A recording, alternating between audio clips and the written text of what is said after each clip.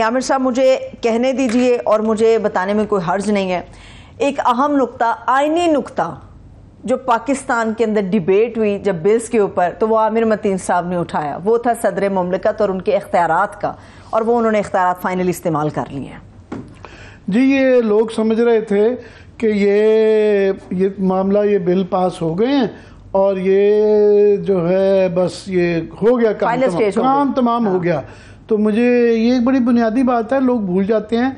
ये अच्छे खासे सियासतदानों से पूछ लेना, पार्लियामेंट के अरकान बताएं तो वो कहेंगे सेनेट और नेशनल असम्बली। लोग भूल जाते हैं कि उसका तीसरा रुकन जो है वो सदर पाकिस्तान होता है।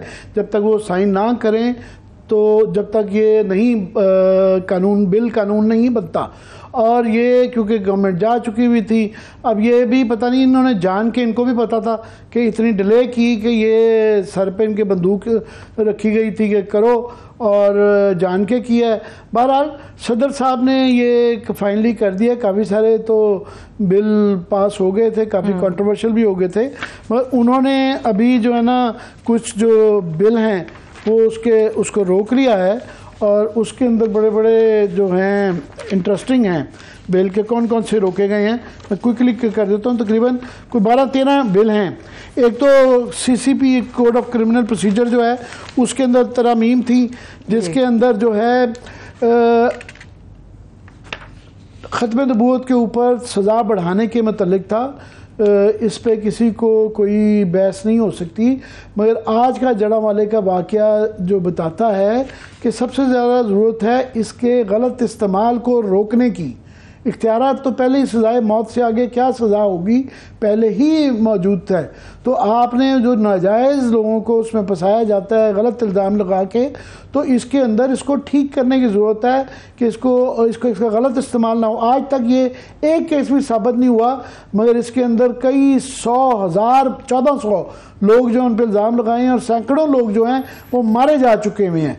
तो इसलिए ये बिल भी उन्होंने कि इस पर बहस कर लें। ये रोकने का मतलब ये नहीं है। अब ये ज़रूर है कि ये बहस अगली गवर्नमेंट करेगी।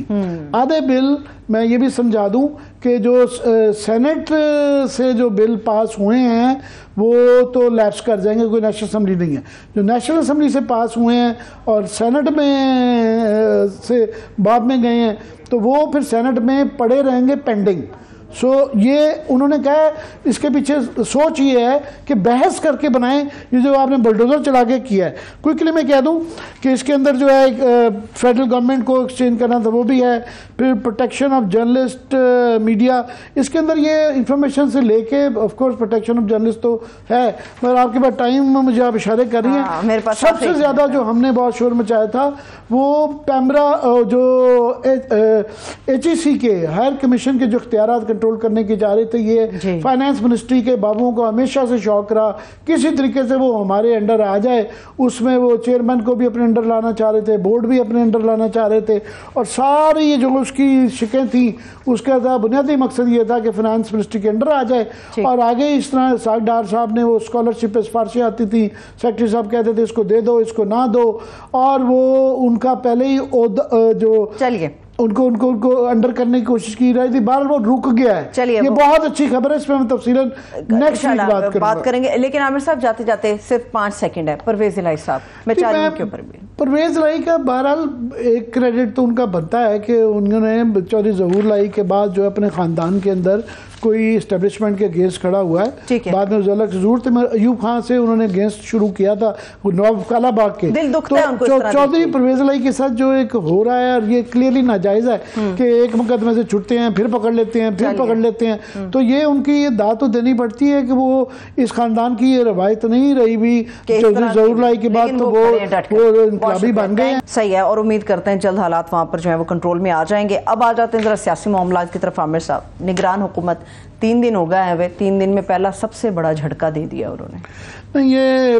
पेट्रोल बम जो गिराया गया है ये 17 रुपये 50 पैसे और 20 रुपये का डीजल का वो इजाफा कर दिया गया है। अब 290 का हो गया है। आप देखें सिर्फ इसी साल में ही जनवरी में ये 214 का था और उसके बाद ये एक साल 8 महीने के अंदर ये 290 को क्रॉस कर गया है।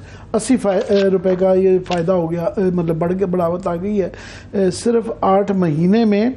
और गवर्नमेंट को आप इसका इल्ज़ाम नहीं ठहरा सकते, बल्कि आप ये देख लें कि उनके लिए एक बड़ा मुश्किल, बहुत बड़ा चैलेंज है, क्योंकि बड़ी चालाकी से पिछली गवर्नमेंट ने, इसहाक डार साहब ने ये फैसला हो चुका हुआ था। पिछली गवर्नमेंट, आपने डार साहब का नाम ले दिया, वरना मेरा जहन में वो पिछली गवर्नमेंट आ रही थी कि आप ये डार साहब ने जो है ये तजवीज़ उन्होंने जाने से पहले दी थी, मगर ये सारा आइटम बम रोक के, ताकि उनके ऊपर ना पड़े नई गवर्नमेंट के लिए। अभी तो वो 3 दिन में भी तो ब्रीफिंग भी नहीं ले पाए, तो ये उन्होंने तजवीज़ उन्होंने किया और जाते वक्त आखिरी जो है बयान दे के गए कि हम कोशिश कर रहे हैं कि आलमी मंडी में होने वाले इजाफे का अवाम पर कम से कम बोझ पड़े, हमारे से ना पड़े मगर आते सारी ये गवर्नमेंट पे पड़े। और इस गवर्नमेंट के ऊपर इससे पहले कि यही हमारे यहाँ तरीकाकार है कि पहले PTI के ऊपर सारी तनकीद होती थी, उसके बाद फिर इनके ऊपर मलबा पड़ गया।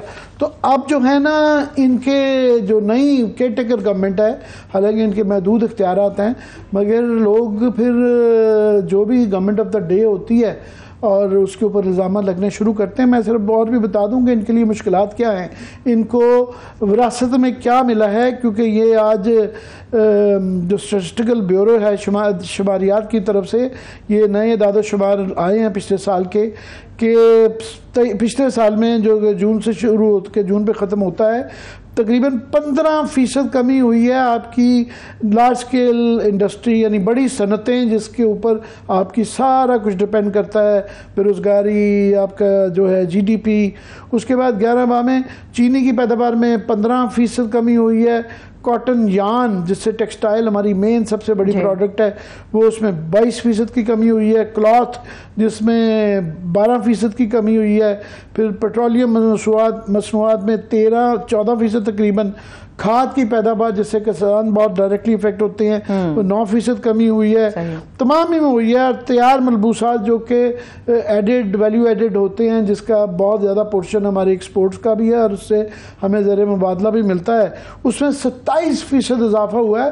तो कैबिनेट को और मौजूदा निगरान गवर्नमेंट को ये विरसे में मिला है। मगर ये ठीक है, जिसमें आपने कहा जी तीसरे दिन उन्होंने ये करवा दिया, तो ये इन तमाम चीज़ों का इसको डे टू डे भी हैंडल करना, हालांकि उनके थोड़े से इख्तियारात कानूनन बढ़ा दिए गए हैं, मगर ये चैलेंजेस उनके लिए जब ये खबरें आती हैं कि ये 6 महीने या 8 महीने जाएगी गवर्नमेंट, तो ये शॉर्ट टर्म में जो पाकिस्तान के मसाइल हैं कोई भी गवर्नमेंट नहीं अभी जल्द शॉर्ट टर्म में हल कर सकती। इसके लिए महीने नहीं साल चाहिए। जाने वाली हुकूमतें तो 5-5 साल इसलिए इनके लिए रीज़न है कि इस मलबे को अपने पे ना पड़ने दें। ये बहुत ही मुश्किल हालात हैं। तो